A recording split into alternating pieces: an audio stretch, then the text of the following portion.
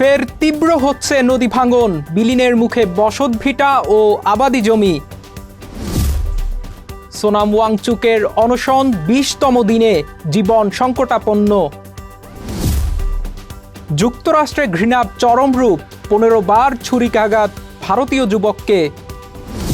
স্বাগত জানাচ্ছি আশা home care prime news আয়োজনে। আপনাদের সাথে আছি আমি হাবিবুর রহমান।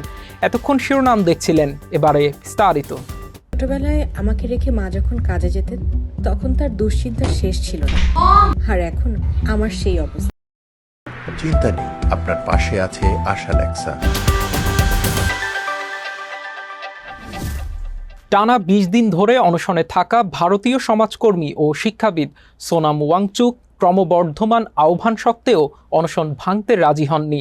শিক্ষা সংস্কারের দাবিতে দিল্লির যন্তর মন্তরে চলা এই আন্দোলন এখন রাজনৈতিক মহলেও আলোড়ন তুলেছে। বিস্তারিত ডেস্ক রিপোর্টে। টানা ২০ দিন ধরে শুধু লবণ ও পানি খেয়ে অনশন চালিয়ে যাচ্ছেন ৫৯ বছর বয়সী সোনম ওয়াংচুক। এই সময়ে তার ওজন কমেছে ৯ কেজিরও বেশি। দিল্লির যন্তর মন্তরে জড়ো হওয়া জনতাকে উদ্দেশ্য করে ওয়াংচুক বলেন, বাহ্যিকভাবে দুর্বল হয়ে পড়লেও ভেতর থেকে তিনি এখনো শক্তিশালী। তার এই মন্তব্যে করতালি ও উল্লাসে ফেটে পড়ে উপস্থিত জনতা। শিক্ষা সংস্কারের দাবিতে গড়ে ওঠা অনলাইন ব্যঙ্গাত্মক আন্দোলন ককরোচ জনতা পার্টির সমর্থনে অনশন করছেন তিনি। শুক্রবার সিজেপি অফিসিয়াল এক্স অ্যাকাউন্ট থেকে জনতার উদ্দেশ্যে ওয়াংচুকের বক্তব্যের একটি ভিডিও প্রকাশ করা হয়। ভিডিওতে তাকে বেশ দুর্বল দেখাচ্ছিল। মাইকে কথা বললেও তার কণ্ঠস্বর ছিল ক্ষীণ। সোমবার সিজেপির আয়োজিত প্রতিবাদ মিছিলে অংশ নিতে জনতার প্রতি আহ্বান জানান তিনি। মে মাসের শুরুতে চিকিৎসা ভর্তি পরীক্ষার প্রশ্ন ফাঁসের জেরে পরীক্ষাটি বাতিল হওয়ার পর শিক্ষামন্ত্রী ধর্মেন্দ্র প্রধানের পদত্যাগের দাবি করেছেন বিক্ষোভকারীরা। তাদের বক্তব্য, নৈতিক দায় নিয়ে মন্ত্রীকে পদত্যাগ করতে হবে। তবে প্রধান সিজেপি ও তাদের সমর্থকদের বিশৃঙ্খলা সৃষ্টিকারী গোষ্ঠীর বি টিম বলে উড়িয়ে দিয়েছেন। প্রধানমন্ত্রী নরেন্দ্র মোদীর সরকার এখনো বিক্ষোভকারীদের সঙ্গে কোনো আলোচনায় বসেনি। তবে বিরোধী দল ও নাগরিক সমাজের নেতাদের কাছ থেকে সরকারের উপর চাপ ক্রমশ বাড়ছে। বৃহস্পতিবার দিল্লির সাবেক মুখ্যমন্ত্রী ও আম আদমি পার্টির নেতা অরবিন্দ কেজরিওয়াল ওয়াংচুকের সঙ্গে দেখা করতে যান। সিজেপির প্রকাশিত এক ভিডিওতে দেখা যায় কেজরিওয়াল হাত জোর করে ওয়াংচুককে অভিবাদন জানানোর পর হাত মেলান। সরকারকে বিক্ষোভকারীদের সঙ্গে আলোচনায় বসার আহ্বান জানিয়ে কেজরিওয়াল বলেন, প্রতি বছর প্রশ্নপত্র ফাঁস হয় আর এর মূল্য দিতে হয় তরুণদের। বৃহস্পতিবার একটি রিট আবেদনের শুনানিতে দিল্লি হাইকোর্ট সরকারকে জরুরি হস্তক্ষেপের নির্দেশ দেয়। আদালত নিয়মিত ওয়াংচুকের স্বাস্থ্য পর্যবেক্ষণ এবং প্রয়োজনে চিকিৎসা সহায়তা দেওয়ার নির্দেশও দেয়। টাইমস অফ ইন্ডিয়ার প্রতিবেদন অনুযায়ী কেন্দ্রীয় স্বাস্থ্য মন্ত্রণালয় ৩টি সরকারি হাসপাতালকে দিনে ২ বার করে ওয়াংচুকের স্বাস্থ্য পরীক্ষার নির্দেশ দিয়েছে। ATV USA international desk. New York সিটির ভাড়াটিয়াদের জন্য এক দারুণ স্বস্তির খবর। অ্যাপার্টমেন্টের সমস্যা নিয়ে অভিযোগ করার পর এখন আর পরিদর্শকের জন্য অন্তহীন অপেক্ষা করতে হবে না। এবার ভাড়াটিয়ারা নিজেরাই নিজেদের সুবিধাজনক সময়ে শিডিউল করতে পারবেন এইচপিডি পরিদর্শন। রাশেদ বাপ্পির রিপোর্ট। নিউ ইয়র্ক সিটির অ্যাপার্টমেন্টগুলোতে ডাম্প, পোকামাকড় কিংবা অন্য যে কোনো সমস্যা সমাধানের প্রথম ধাপ হলো 311-এ অভিযোগ করা। কিন্তু এতদিন এই ব্যবস্থার সবচেয়ে বড় দুর্বলতা ছিল অভিযোগের পর এইচপিডি পরিদর্শকরা কখন আসবেন তার কোনো ঠিক ঠিকানা ছিল না। ফলে অনেক সময় পরিদর্শকের সুযোগ হাতছাড়া হতো এবং সমস্যার সমাধান না হয়েই ফাইল বন্ধ হয়ে যেত। ভাড়াটিয়াদের এই দীর্ঘদিনের ভোগান্তি দূর করতে এবার মাঠে নেমেছে মেয়রের টেনেন্ট প্রোটেকশন অফিস। তারা নিয়ে আসছে সম্পূর্ণ নতুন এক টেক্সট ভিত্তিক schedule system, mayors office to protect tenets. পরিচালক বলেন, এই নতুন ব্যবস্থার মূল লক্ষ্য হলো পরিদর্শক এসে বাসায় কাউকে না পেয়ে ফিরে যাওয়ার হার কমিয়ে আনা। ভাড়াটিয়ারা যখন নিজেদের সুবিধাজনক সময় বেছে নিতে পারবেন তখন খুব সহজেই সমস্যার সমাধান করা যাবে এবং একই অ্যাপার্টমেন্ট থেকে বারবার অভিযোগ আসার হারও কমে আসবে। চলতি বছরের ফেব্রুয়ারি থেকে এপ্রিল মাস পর্যন্ত নিউ ইয়র্কের 5টি বরোতে 5টি বিশেষ গণশুনানি অনুষ্ঠিত হয়। সেখানে প্রায় 2,500 ভাড়াটিয়া তাদের জরাজীর্ণ আবাসন এবং বাড়ির মালিকদের খামখেয়ালিপনার ভয়াবহ অভিজ্ঞতা তুলে ধরেন। সেই শুনানির উপর ভিত্তি করেই তৈরি করা হয়েছে এই নতুন রোডম্যাপ। প্রশাসন জানিয়েছে আগামী শরৎকালে চালু হতে পারে এই টেক্সট মেসেজ সেবা। আর সব ঠিক থাকলে ভবিষ্যতে পুরো প্রক্রিয়াটিকে একটি সহজ অনলাইন শিডিউলিং প্ল্যাটফর্মে রূপান্তর করা হবে। ATV USA news desk. যুক্তরাষ্ট্রের ইউটা অঙ্গরাজ্যে একটি শপিং মলে ধর্মীয় বিদ্বেষের এক নৃশংস বহিঃপ্রকাশ ঘটেছে।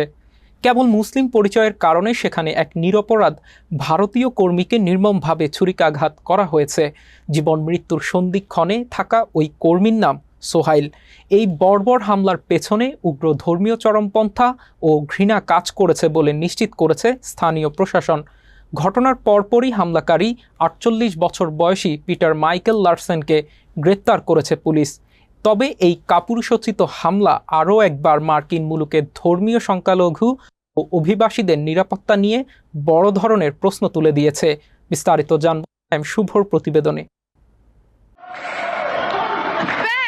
সাম্প্রতিক বছরগুলোতে যুক্তরাষ্ট্রে ইসলামোফোবিয়া বা মুসলিম বিদ্বেষ এবং অভিবাসী বিরোধী মনোভাব আশঙ্কাজনক হারে বেড়েছে।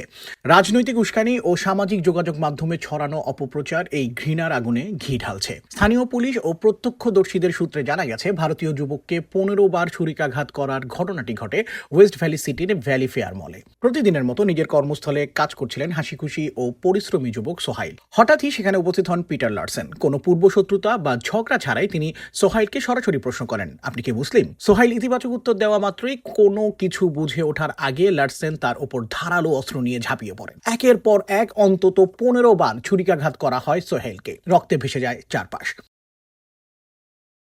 তবে এই চরম বিপদের মুহূর্তে মলের কয়েকজন সাধারণ পথচারী ও সহকর্মী অসীম সাহসিকতার পরিচয় দেন। তারা নিজেদের জীবনের ঝুঁকি নিয়ে হামলাকারী লারসেনকে জাপটে ধরেন এবং পুলিশ আসার আগ পর্যন্ত মাটিতে চেপে ধরে রাখেন। প্রত্যক্ষদর্শীদের এই তাৎক্ষণিক প্রতিরোধের কারণে সোহাইলের প্রাণটি কোনোমতে রক্ষা পায় এবং হামলাকারী পালিয়ে যেতে পারেনি। গুরুতর রক্তাক্ত অবস্থায় সোহাইলকে উদ্ধার করে দ্রুত হাসপাতালে নিয়ে যাওয়া হয়। একাধিক জটিল অস্ত্রোপচারের পরও তার অবস্থা অত্যন্ত আশঙ্কাজনক। হাসপাতালের নিবিড় পর্যবেক্ষণ কেন্দ্র আইসিইউতে মৃত্যুর সঙ্গে পাঞ্জা লড়ছেন তিনি। সোহাইলের সহকর্মীরা কান্নায় ভেঙে পড়ে তাকে একজন অত্যন্ত বিনয়ী, কর্মঠ ও সদালাপী মানুষ হিসেবে বর্ণনা করেছেন। স্ত্রী ও 2 সন্তান নিয়ে ছিল তার সাজানো সংসার। পরিবারের একমাত্র উপার্জনক্ষম মানুষের এই আকস্মিক পরিণতিতে পুরো পরিবারটি এখন চরম মানসিক ও আর্থিক অনিশ্চয়তার মধ্যে পড়েছে। স্থানীয় একটি কল্যাণ সংস্থা বর্তমানে তাদের জন্য তহবিল সংগ্রহের কাজ করছে। গ্রেফতারের পর তদন্তকারীদের কাছে নিজের অপরাধের কথা অকপটে স্বীকার করেছেন পিটার লারসেন। তার মনে বাসা বাঁধা গভীর হিংস্রতা ও মুসলিম বিদ্বেষের বিষয়টি উঠে এসেছে আদালতের নথিতে। আদালতের চার্জশিটে উল্লেখ করা হয়েছে, লারসেন তদন্তকারীদের সরাসরি বলেছেন যে সোহাইল মুসলিম হওয়ার কারণেই তিনি তাকে হত্যা করতে চেয়েছিলেন। এমনকি তিনি সমাজে বসবাসরত মুসলিমদের দেখলেই হত্যা করতে চান বলেও নিজের চরমপন্থী মনোভাব প্রকাশ করেছেন তিনি। পুলিশ এই ঘটনাটিকে একটি সুনির্দিষ্ট ঘৃণাজনিত অপরাধ বা হেট ক্রাইম হিসেবে নথিভুক্ত করেছে। সোহাইলের সুস্থতা কামনা করে স্থানীয় মলের বাইরে ও বিভিন্ন ধর্মীয় উপাসনালয়ে মোমবাতি জ্বালিয়ে প্রার্থনা করছেন স্থানীয় বাসিন্দারা। ঘৃণা ও সহিংসতার বিরুদ্ধে ঐক্যবদ্ধ হয়ে লড়াই করার প্রত্যয় ব্যক্ত করেছেন তারা। সাইম শুভ, এটিভি ইউএসএ, নিউ ইয়র্ক। এবার ছোট্ট একটা বিরতি নিচ্ছি, ফিরে এসে থাকছে আতঙ্কের নাম ডেভিড ইমন, জিম্মি চট্টগ্রাম, শঙ্কায় ব্যবসায়ী ও গণমাধ্যম কর্মীরা। ব্যস্ততার কারণে বাবা মার সঠিক যত্ন নিতে পারছিলাম না। তারপর সন্ধান পেলাম আশা হোম কেয়ারে। আশা হোম কেয়ার, ভালোবাসার পরশে প্রবীণদের পাশে।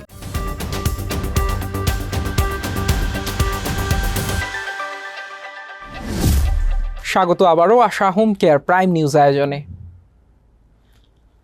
উজানের ঢল আর নদীর পানি বৃদ্ধির সঙ্গে সঙ্গে দেশের উত্তরাঞ্চলে আবারও তীব্র আকার নিয়েছে নদী ভাঙন। রংপুর লালমনিরহাট সীমান্তের তিস্তা নদীর ভাঙনে বিলীন হচ্ছে বসতভিটা, আবাদি জমি ও সড়ক। রাঙ্গামাটিতে সাম্প্রতিক ভারী বর্ষণ এবং পাহাড়ি ঢলের কারণে কাপ্তাই হ্রদের পানির স্তর অস্বাভাবিকভাবে বৃদ্ধি পেয়েছে। ক্ষতিগ্রস্তদের ত্রাণ সহায়তার পাশাপাশি পুনর্বাসনের কাজ শুরু হয়েছে বলে জানিয়েছেন অর্থ ও পরিকল্পনা মন্ত্রী আমির খসরু মাহমুদ চৌধুরী। বিস্তারিত ডেস্ক রিপোর্টে। চরম অনিশ্চয়তায় দিন কাটছে উত্তরাঞ্চলের হাজারো মানুষের। অনেক পরিবার একাধিকবার ঘরবাড়ি হারিয়েছেন ভাঙনে। দ্রুত ভাঙন রোধে ব্যবস্থা না নেওয়া হলে নদীগর্ভে চলে যেতে পারে পুরো এলাকা। বছরের পর বছর নদী ভাঙনে বসতভিটা এবং ফসলি জমি হারালেও স্থায়ী সমাধান মেলেনি। এবার দ্রুত কার্যকর ব্যবস্থা নিয়ে নদীপাড়ের মানুষের জীবন জীবিকা রক্ষায় সরকারের পদক্ষেপের অপেক্ষায় নদীপাড়ের হাজারো মানুষ। এদিকে হ্রদে উজান থেকে আসা বন্যার পানি জমে নতুন করে কাপ্তাই হ্রদ তীরবর্তী এবং নিম্নাঞ্চলের বসতি নিমজ্জিত হওয়ায় তীব্র আশঙ্কার সৃষ্টি হয়েছে। পরিস্থিতি নিয়ন্ত্রণে কাপ্তাই বাঁধের ১৬টি কপাট খুলে দিয়ে পানি নিষ্কাশনের জরুরি সিদ্ধান্ত নিয়েছে বাংলাদেশ বিদ্যুৎ উন্নয়ন বোর্ড। অতিবৃষ্টি, বন্যা এবং পাহাড় ধসে দেশে মৃতের সংখ্যা বেড়ে ৫৮ জনে দাঁড়িয়েছে। একই সাথে দুর্যোগে ক্ষতিগ্রস্ত মানুষের সংখ্যা ১২ লাখ ছাড়িয়েছে। এখনও ৫২,০০০-এর বেশি পরিবার পানিবন্দী রয়েছে। ৫ জুলাই রাত থেকে টানা ৫ দিনের অতি ভারী বর্ষণে দেশের ৪৩ জেলার বিভিন্ন এলাকা প্লাবিত হয়। সবচেয়ে বেশি ক্ষতিগ্রস্ত হয় চট্টগ্রাম ও সিলেট বিভাগের ৭ জেলা। চট্টগ্রাম বিভাগের বিভিন্ন স্থানে পাহাড় ধসের ঘটনাও ঘটে। এমন পরিস্থিতিতে অর্থ ও পরিকল্পনা মন্ত্রী আমির খসরু মাহমুদ চৌধুরী বলেছেন, চট্টগ্রামে বন্যায় প্রায় ৭ লাখ মানুষ ক্ষতিগ্রস্ত হয়েছেন। ইতিমধ্যে ১ লাখ মানুষের মাঝে ত্রাণ বিতরণ করা হয়েছে। পাশাপাশি ক্ষতিগ্রস্তদের পুনর্বাসনের কাজও শুরু হয়েছে। শুক্রবার সকালে চট্টগ্রামের পতেঙ্গা এলাকায় বন্যার্তদের মাঝে ত্রাণ বিতরণকালে তিনি এসব কথা বলেন। অর্থমন্ত্রী বলেন, বন্যায় ক্ষতিগ্রস্ত মানুষের মাঝে চাল, রান্না করা খাবার এবং শুকনো খাবার বিতরণ করা হচ্ছে। পুনর্বাসন কার্যক্রম শুরু হয়েছে। পুরোপুরি শেষ না হওয়া পর্যন্ত সরকারি সহায়তা অব্যাহত থাকবে। Desk report, ATV, USA. July সনদের প্রতিটি অক্ষর পালন করা হবে বলে জানিয়েছে বিএনপির মহাসচিব ও স্থানীয় সরকার, পল্লী উন্নয়ন ও সমবায় মন্ত্রী মির্জা ফখরুল ইসলাম আলমগীর। শুক্রবার সকালে রাজধানীর জাতীয় প্রেস ক্লাবে এমাজউদ্দিন আহমেদ রিসার্চ সেন্টার আয়োজিত প্রফেসর এমাজউদ্দিন আহমেদের ৬ষ্ঠ মৃত্যুবার্ষিকী উপলক্ষে স্মরণ সভায় তিনি এমন মন্তব্য করেন। তিনি বলেন, আমরা জুলাই সনদ বাস্তবায়ন করব। মন্ত্রী বলেন, আমরা ৩১ দফাতে যেমন কমিটেড, জুলাই সনদেও কমিটেড। উচ্চকক্ষে আনুপাতিক হারে বণ্টন হবে, এতে আমরা কখনোই একমত হইনি। এটি জাতির সঙ্গে প্রতারণা করা হয়েছে। মির্জা ফখরুল ইসলাম বলেন, জুলাই অভ্যুত্থানকে ক্ষমতায় যাবার হাতিয়ার হিসেবে অনেকে ব্যবহার করতে চায়। বিএনপি সরকার তা চায় না। জুলাই হাতিয়ার হিসেবে ব্যবহার হোক। জুলাইয়ের আন্দোলন শুধু ওই জুলাই মাসেরই আন্দোলন নয়। জুলাইয়ের আন্দোলন দীর্ঘকাল ধরে ফ্যাসিবাদের বিরুদ্ধে যে লড়াই হয়েছে, সেই লড়াইয়ের ফলশ্রুতি। সংবিধান সংস্কার বা সংশোধন প্রসঙ্গে মন্ত্রী বলেন, আমরা বরাবরই বলে এসেছি, আমরা সংবিধান সংশোধন করতে চাই। আমরা সংবিধান সংস্কারের কথা কখনোই বলিনি। চট্টগ্রামের শান্ত সুনির্বিড় বাণিজ্যিক নগরীতে এখন এক নতুন ও অপ্রতিরোধ্য আতঙ্কের নাম মোবারক হোসেন ইমন ওরফে ডেভিড ইমন। মাত্র কয়েক বছর আগেও যে যুবকটির নাম অপরাধ জগতে কেউ শোনেনি, আজ তার একটিমাত্র হোয়াটসঅ্যাপ কলেই তটস্থ চট্টগ্রামের ব্যবসায়ী থেকে শুরু করে খোদ গণমাধ্যম কর্মীরাও। গত এক মাসেই নগরীর 3টি ইন্টারনেট সেবাদাতা প্রতিষ্ঠান থেকে এই চক্রটি প্রায় 1.5 কোটি টাকা চাঁদা আদায় করেছে বলে অভিযোগ উঠেছে। প্রশাসনের চোখ ফাঁকি দিয়ে প্রযুক্তির আড়ালে বসে চালানো এই বেপরোয়া চাঁদাবাজি ও প্রাণনাশের হুমকি চট্টগ্রামের সার্বিক আইনশৃঙ্খলা পরিস্থিতিকে এক বড় ধরনের প্রশ্নের মুখে ঠেলে দিয়েছে। বিস্তারিত জানব সাইম শুভর প্রতিবেদনে। সম্প্রতি চন্দনপুরে অবস্থিত ইন্টারনেট সেবা প্রতিষ্ঠান ডিজিটাল.নেট DDN এর মালিকের কাছে 2 কোটি টাকা চাঁদা দাবি করে ডেভিড ইমন। টাকা পরিশোধের জন্য সময় বেঁধে দেওয়া হয় মাত্র 2 দিন। নির্ধারিত সময় চাঁদা না পেয়ে প্রতিষ্ঠানটির কার্যালয়ে চালানো হয় এক নারকীয় তাণ্ডব। 20 থেকে 25 বছর বয়সী প্রায় 30 জন মুখোশধারী সশস্ত্র সন্ত্রাসী কার্যালয়টিতে আকস্মিক হামলা চালিয়ে ভাঙচুর করে এবং 35 লাখ টাকা লুট করে নিয়ে যায়। এই হামলার রেশ কাটতে না কাটতেই ওই দিন সন্ধ্যায় জিএসির মোড়ের আরেকটি আইএসপি প্রতিষ্ঠান নেট প্লাস এর কর্ণধার নেওয়াজ মোর্শেদকে হোয়াটসঅ্যাপে ফোন করে মোটা অঙ্কের চাঁদা দাবি করে ইমন। একের পর এক এমন ঘটনায় চট্টগ্রামের আইটি ও ব্যবসায়ী মহলে চরম উৎকণ্ঠা বিরাজ করছে। কেবল ব্যবসায়ী নয়, ইমনের কালো থাবা থেকে রক্ষা পাচ্ছে না সত্যের সন্ধানে ছুটে চলা সাংবাদিকরাও। সম্প্রতি বাংলা টিভির চট্টগ্রাম ব্যুরোর সিনিয়র রিপোর্টার বিপ্লব দে পার্থকে হোয়াটসঅ্যাপে অডিও বার্তা পাঠিয়ে 24 ঘন্টার মধ্যে 50 লাখ টাকা চাঁদা দাবি করা হয়েছে। চাঁদা না দিলে তাকে গুলি করে হত্যার হুমকি দিয়ে ইমনকে বলতে শোনা যায়, তুমি গাড়ি বিক্রি করে এখন সিএনজি চালাও, এত গুলি করব যে তোমার পরিবারও গুণে শেষ করতে পারবে না। চরম নিরাপত্তাহীনতায় ভুগে এই গণমাধ্যম কর্মী নগরীর কোতোয়ালি থানায় একটি সাধারণ ডায়েরি করেছেন। একজন গণমাধ্যম কর্মীকে এভাবে প্রকাশ্য হুমকি দেওয়ার ঘটনা চট্টগ্রামের সচেতন সমাজ ও সাংবাদিকদের মধ্যে তীব্র ক্ষোভের জন্ম দিয়েছে। আইন শৃঙ্খলা রক্ষাকারী বাহিনীর অনুসন্ধানে উঠে এসেছে এক চাঞ্চল্যকর তথ্য। 2024 সালের 5ই আগস্টের রাজনৈতিক পট পরিবর্তনের আগে অপরাধ জগতে ডেভিড ইমন নামটি একেবারেই অপরিচিত ছিল। ফটিকছড়ি উপজেলার কাঞ্চননগরের এক সাধারণ কৃষক পরিবারের সন্তান ইমনের শিক্ষাগত যোগ্যতাও অত্যন্ত নগণ্য। কিশোর গ্যাংয়ের হাত ধরে অপরাধের হাতে খড়ি হওয়া ইমন অল্প সময়ের মধ্যে ইন্টারপোলের তালিকাভুক্ত এবং দীর্ঘ 2 দশক ধরে বিদেশ পলাতক চট্টগ্রামের কুখ্যাত শীর্ষ সন্ত্রাসী সাজ্জাদ আলী ওরফে বড় সাজ্জাদের নজরে আসে। বর্তমানে সে সাজ্জাদ গ্রুপের সেকেন্ড ইন কমান্ড হিসেবে বায়েজিদ বোস্তামি, পাঁচলাইশ, পতেঙ্গা, রাউজান ও হাটহাজারী এলাকায় একচ্ছত্র ত্রাসের রাজত্ব কায়েম করেছে। তার বিরুদ্ধে 2025 সালের বাকলিয়ার আলোচিত জোড়া খুন এবং পতেঙ্গা সৈকতে আকবর খুন সহ অন্তত 60টি হত্যা মামলা রয়েছে। পুলিশের সাঁড়াশি অভিযান সত্ত্বেও সন্ত্রাসী ডেভিড ইমনের গ্রেফতার না হওয়ার পেছনে প্রধানত 3টি কারণ কাজ করছে। প্রথমত, সে কোনো সুনির্দিষ্ট অবস্থান না রেখে হোয়াটসঅ্যাপ বা বিদেশি ভার্চুয়াল নাম্বার ব্যবহার করে দূর থেকে হুমকি দিচ্ছে, যা তার প্রকৃত অবস্থান নিশ্চিত করতে পুলিশকে বিভ্রান্তিতে ফেলছে। দ্বিতীয়ত, গোয়েন্দাদের ধারণা অনুযায়ী ইমন ও তার সহযোগীরা চট্টগ্রামের দুর্গম পাহাড়ি অঞ্চলে আস্তানা গেড়েছে, যার ভৌগোলিক সুবিধা নিয়ে তারা সহজেই আইনশৃঙ্খলা বাহিনীর চোখ ফাঁকি দিচ্ছে। আর তৃতীয়ত, ইন্টারপোলের তালিকাভুক্ত শীর্ষ সন্ত্রাসী বড় সাজ্জাদের প্রত্যক্ষ মদদে চট্টগ্রামে গড়ে ওঠা অন্তত 50 জনের একটি শক্তিশালী সশস্ত্র শুটার বাহিনী ইমনের মূল শক্তি হিসেবে কাজ করছে। ফলে সে নিজে আড়ালে থেকে সহযোগীদের দিয়ে অনায়াসে অপরাধ ঘটিয়ে যাচ্ছে, যার কারণে সম্প্রতি 8 সহযোগী ধরা পড়লেও মূল হোতা ইমন এখনো অধরাই রয়ে গেছে। সায়েম শুভ, এটিভি ইউএসএ। দেশের 8 জেলায় ঘন্টায় 60 কিলোমিটার বেগে ঝড়ো হাওয়া বয়ে যেতে পারে। একই সঙ্গে বৃষ্টি বা বজ্রসহ বৃষ্টিরও আশঙ্কা রয়েছে বলে জানিয়েছে আবহাওয়া অফিস। শুক্রবার দেশের অভ্যন্তরীণ নদীবন্দরগুলোর জন্য ভোর 5টা থেকে দুপুর 1টা পর্যন্ত আবহাওয়া অধিদপ্তরের দেওয়া সতর্কবার্তায় এই তথ্য জানানো হয়।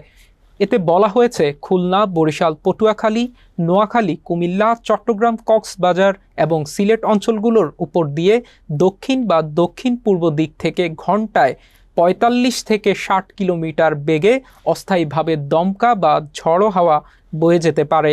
এসব অঞ্চলেও বৃষ্টি অথবা বজ্রসহ বৃষ্টি হওয়ার সম্ভাবনা রয়েছে। তাই এসব এলাকার নদী বন্দরগুলোকে 1 নম্বর সতর্ক সংকেত দেখাতে বলা হয়েছে। ঝিনাইদহ শহরের প্রবেশদ্বারে অবস্থিত বীরশ্রেষ্ঠ হামিদুর রহমান চত্বর ও ভাস্কর্যটি ভেঙে ফেলা হচ্ছে। বিভিন্ন গণমাধ্যমের বরাত দিয়ে জানা যায়, গত কয়েকদিন ধরে শ্রমিকদের এই স্থাপনাটি ভাঙতে দেখা দিয়েছে। এটি অপসারণের পেছনে কারা রয়েছে বা কী উদ্দেশ্যে এই কাজ করা হচ্ছে তা নিয়ে সংশ্লিষ্ট সরকারি দপ্তরের কোনো কর্তা ব্যক্তি স্পষ্ট কোনো উত্তর দিতে পারছেন না। এ ঘটনায় তীব্র বিভ্রান্তি ও ক্ষোভ সৃষ্টি হয়েছে স্থানীয় সচেতন মহলে। জানা গেছে, 2019 সালে বীরশ্রেষ্ঠ হামিদুর রহমান চত্বর নির্মাণের উদ্যোগ নেয় পৌরসভা। 30 ফুট উচ্চতা ও 10 ফুট প্রস্থের এই স্থাপনাটি নির্মাণের পরিকল্পনা করা হয়েছিল। তবে দীর্ঘদিনের অবহেলায় ভাস্কর্যটি নির্ধারিত রূপ পায়নি। পরে চত্বরটি আগাছায় ঢেকে যায়। মুক্তিযুদ্ধের সময় বীরশ্রেষ্ঠ হামিদুর রহমান প্রথম ইস্টবেঙ্গল রেজিমেন্টের সিপাহী ছিলেন। 1971 সালের 28 অক্টোবর মৌলভীবাজারের ধলাই সীমান্ত ঘাঁটি দখলের লড়াইয়ে পাকিস্তানি বাহিনীর বিরুদ্ধে যুদ্ধ করতে গিয়ে তিনি শহীদ হন। মুক্তিযুদ্ধে অসামান্য বীরত্বের স্বীকৃতিস্বরূপ তিনি দেশের সর্বোচ্চ সামরিক খেতাব বীর শ্রেষ্ঠ লাভ করেন। আবারও একটা বিরতি নিচ্ছি, ফিরে এসে থাকছে। ফাইনালের আগে চোট শঙ্কায় স্পেনের 2 তারকা লামিন ইয়ামাল ও পেদ্রো পোরো।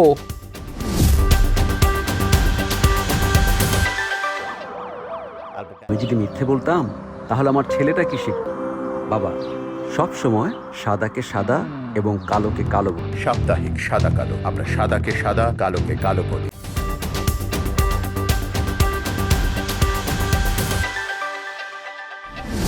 ফিরে এলাম আশা হোম কেয়ার প্রাইম নিউজে। এবার খেলার খবর।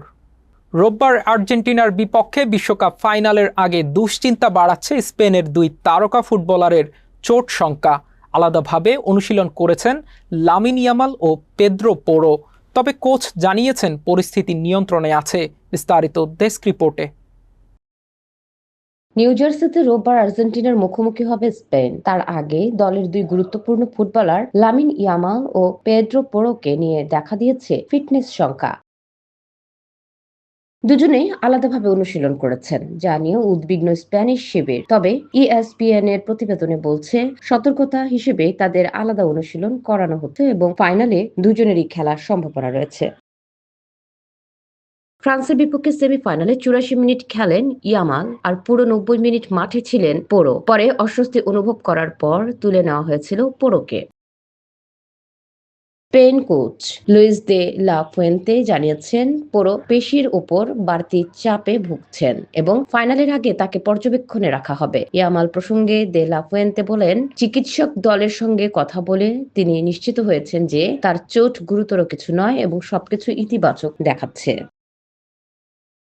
এই বিশ্বকাপে স্পেনের প্রতিটি ম্যাচে খেলেছেন ইয়ামাল, তবে হ্যামস্ট্রিং সমস্যার কারণে কাবো ভার্দের বিপক্ষে ম্যাচে শুরুর একাদশে ছিলেন না, নেমেছিলেন বদলি হিসেবে। টটেনহ্যাম হটস্পারের ডিফেন্ডার পোরো এই আসরে 7টি ম্যাচের মধ্যে 5টিতে শুরু থেকে খেলেছেন এবং করেছেন 2টি গোল, যার একটি এসেছে ফ্রান্সের বিপক্ষে সেমিফাইনালে। প্রতিপক্ষ হিসেবে স্পেনের সামনে এখন লিওনেল মেসির নেতৃত্বাধীন বর্তমান চ্যাম্পিয়ন আর্জেন্টিনা। ইংল্যান্ডের বিপক্ষে সেমিফাইনালে 1-0 গোলে পিছিয়ে পড়েও শেষ দিকে এনজো ফার্নান্দেজ ও লাউতারো মার্তিনেজের গোলে ঘুরে দাঁড়িয়ে 2-1 ব্যবধানে জেতে আর্জেন্টিনা। সেমিফাইনালে জয়ের পর দে লা ফুয়েন্তে বলেন, প্রতিপক্ষ বিশ্বসেরা দলগুলোর একটি হলেও তার দল বিশ্বাস করত তারাই বিশ্বসেরা। 2010 বিশ্বকাপ জয়ী দলের সঙ্গে তুলনা করে তিনি বলেন, এই দলের খেলোয়াড়দের মধ্যে তিনি 2010 সালের সেই মানসিকতা ফিরে পেয়েছেন। এক ঝাঁক সুখী ড্রেসিং রুম আর গোটা জাতির সমর্থন তার পেছনে আছে। ATV USA sports desk. রোববারের ফাইনালে যে দলই বিশ্বকাপ জিতুক না কেন, ট্রফির পাশাপাশি এবার তারা পাবে বিশেষ চ্যাম্পিয়নশিপ রিং। আমেরিকান স্পোর্টসে এই রীতি বহুদিনের পুরনো হলেও ফুটবল বিশ্বকাপে এবারই প্রথম এমন উদ্যোগ নিল ফিফা। বিস্তারিত ডেস্ক রিপোর্টে। যুক্তরাষ্ট্রের স্পোর্টস ফ্যানদের কাছে চ্যাম্পিয়নশিপ রিং নতুন কিছু নয়। সুপার বোল কিংবা NBA শিরোপা জয়ীদের রিং দেওয়ার রেওয়াজ বহু পুরনো, কিন্তু ফুটবল বিশ্বকাপে এই ঐতিহ্য এবারই প্রথম যুক্ত করল ফিফা। রোববার আর্জেন্টিনা ও স্পেনের মধ্যে অনুষ্ঠিত হবে ফাইনাল। যে দলই জিতুক তারা পাবে মোট 30টি রিং, যা যাবে খেলোয়াড় ও কোচিং স্টাফদের কাছে। ফাইনাল শেষ হওয়ার সঙ্গে সঙ্গেই বিজয়ী দলের অধিনায়ক ও প্রধান কোচকে দেওয়া হবে অস্থায়ী রিং। পরে প্রতিটি রিং আলাদাভাবে কাস্টমাইজ করে আনুষ্ঠানিকভাবে হস্তান্তর করা হবে। রিংয়ের এক পাশে থাকবে বিশ্বকাপ ট্রফির নকশা, অন্য পাশে থাকবে বিজয়ী দেশের পরিচয় তুলে ধরা বিশেষ ডিজাইন। ফিফা জানিয়েছে মোট 1996টি রিং সাধারণ ফুটবল প্রেমীদের জন্যও থাকবে বিক্রির জন্য,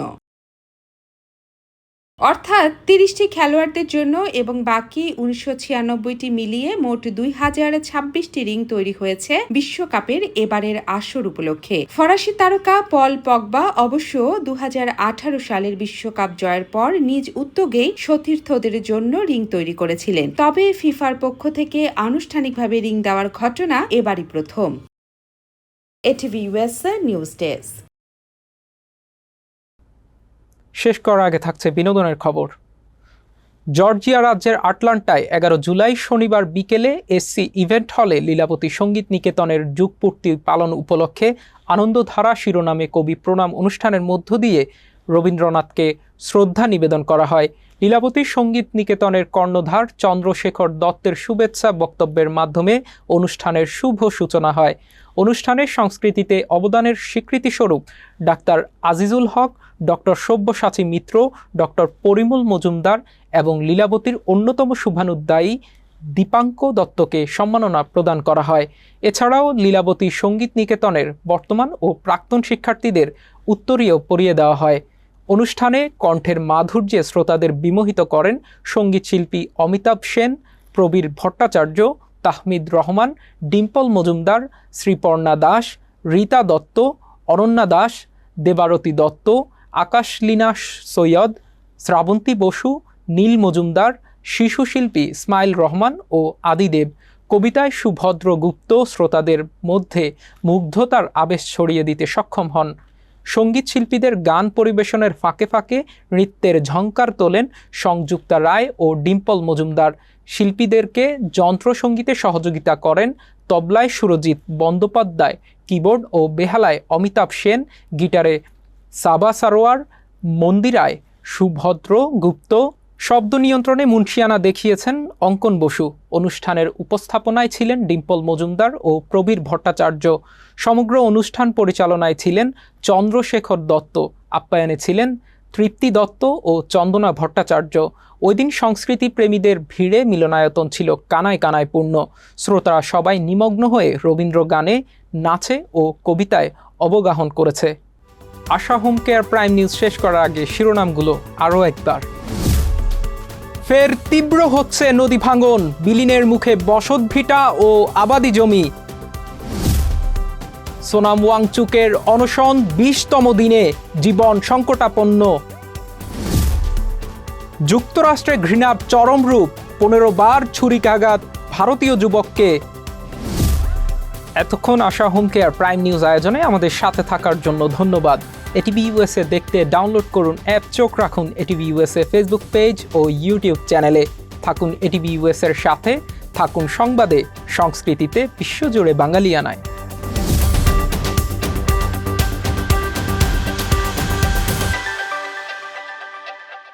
এটিভি ইউএসএ, বিশ্বজুড়ে বাঙালিয়ানা।